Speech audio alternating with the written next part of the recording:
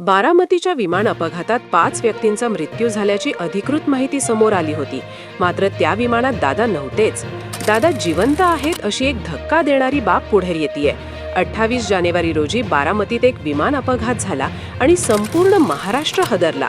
अजितदादांचा मृत्यू झाल्याची बातमी समोर आली आणि सगळ्यांना पहिला मोठा धक्का बसला.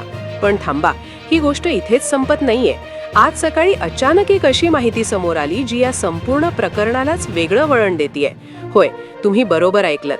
अपघात होण्याच्या अवघ्या 10 मिनिट आधी दादांनी एका व्यक्तीला फोन कॉल केल्याची कॉल रेकॉर्डिंग समोर आलीये. त्या रेकॉर्डिंगमध्ये दादा घाबरलेले नाहीयेत, उलट काळजी करू नका असा शब्द ऐकू येत असल्याचा दावा केला जातोय. मग प्रश्न असा आहे की जर दादांचा अपघातात मृत्यू झाला नसेल तर हा फोन नेमका कोणी केला? याच ठिकाणी दुसरा मोठा संशय उभा राहतो. विमानात 5 जण होते असं सांगितलं गेलं, पण नंतर कागदपत्रात 6 जणांची नोंद सापडली.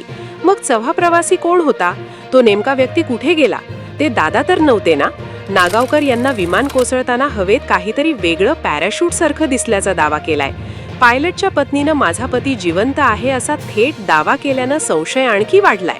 आणि सर्वात धक्का कदाचित म्हणजे ज्या विमानतळावरून दादा मुंबईला निघाले होते तिथली CCTV फुटेज अजूनही समोर आलेली नाहीये. घड्याळावरून मृतदेह ओळखण्यात आलं असं सांगितलं गेलं, पण इतक्या भीषण आगीत घड्याळ कसं सुरक्षित राहिलं?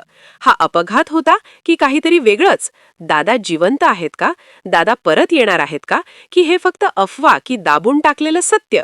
सगळे पुरावे, दावे आणि ते धक्कादायक कॉल रेकॉर्डिंग या विशेष व्हिडिओमध्ये जाणून घ्या संपूर्ण सत्य. व्हिडिओ शेवटपर्यंत नक्की पहा. बारामतीच्या विमान अपघातामध्ये ज्या व्यक्तींचा मृत्यू झाल्याचं सांगितलंय त्या विमानात दादा नव्हतेच अशी एक धक्कादायक माहिती आता समोर येतेय.